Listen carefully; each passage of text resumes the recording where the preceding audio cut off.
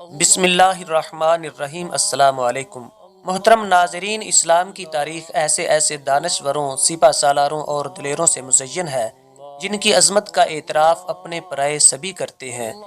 تاریخ اسلام میں خلافت عباسیہ اور خلافت عثمانیہ وہ سنہری دور ہیں جب مسلمانوں کو عروج حاصل تھا۔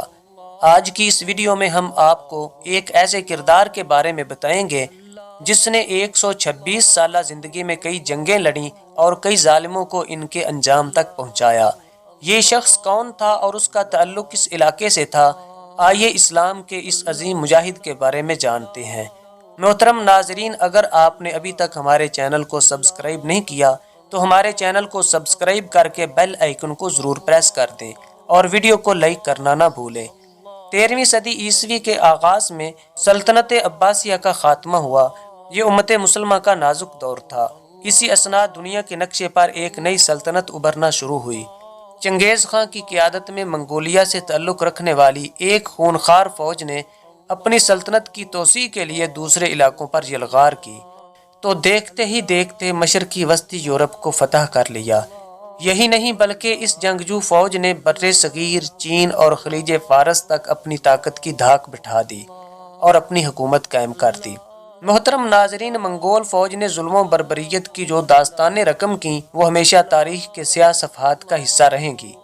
منگول جب تباہیوں اور خون ریزیوں کی داستانیں رقم کرتے ہوئے ترکی اور ایران کی جانب بڑھے تو اس وقت ترک قبائل خیمہ بستیوں میں تقسیم تھے اور خانہ بدوشی کی زندگی بسر کر رہے تھے۔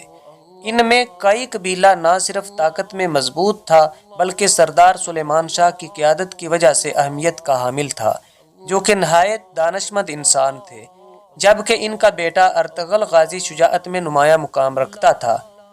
اس قبیلے کی اصل طاقت ایک نہایت ہی بہادر نوجوان کو مانا جاتا تھا جس کا نام ترگت غازی تھا۔ ترگت غازی کے والدین کو جب ترگت غازی ابھی بچے تھے منگولوں نے نہایت بے دردی سے شہید کر دیا تھا۔ ان کے دو دوست بامسی اور روشان بھی تھے۔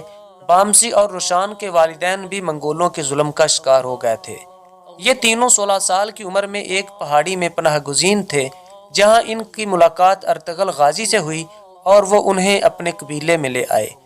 وقت گزرنے کے ساتھ یہ ارطغرل کے ذاتی محافظ بنے۔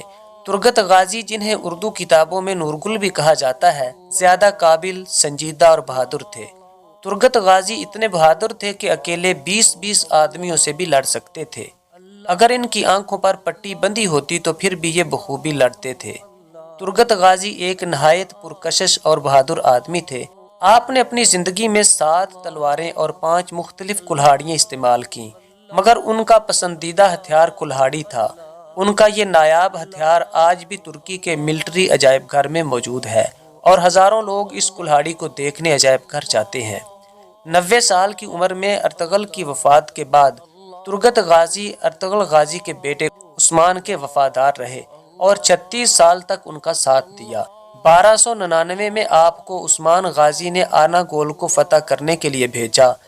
آپ نے آناگول کو فتح کیا اور 36 سال تک اس تاریخی شہر کے گورنر رہے۔ محترم ناظرین، شہادت ایک مجاہد کی سب سے بڑی خواہش ہوتی ہے۔ 126 سال کی عمر میں ترگت غازی کو ایک مشہور جنگ میں شہادت کی سعادت نصیب ہوئی۔ ترگت غازی کا مقبرہ انیگول شہر میں واقع ہے، جسے سب سے پہلے ترگت غازی نے ہی فتح کیا تھا، جبکہ ان کی علامتی قبر ان کے دوست ارطغرل غازی کی قبر کے دامن میں بھی واقع ہے۔ محترم ناظرین، آخر میں دعا ہے کہ اللہ تعالیٰ اسلام کے تمام مجاہدین کی قربانیاں قبول فرمائے اور ہم کو ان کے نقش قدم پر چلنے کی توفیق عطا فرمائے۔ محترم ناظرین، امید ہے آپ کو ہماری یہ ویڈیو بھی پسند آئی ہوگی۔ ہماری ویڈیو کو لائک اور احباب کے ساتھ شیئر کرنا نہ بھولیں۔ بہت جلد دوبارہ ملاقات ہوگی۔ یار زندہ صحبت باقی۔ اللہ حافظ۔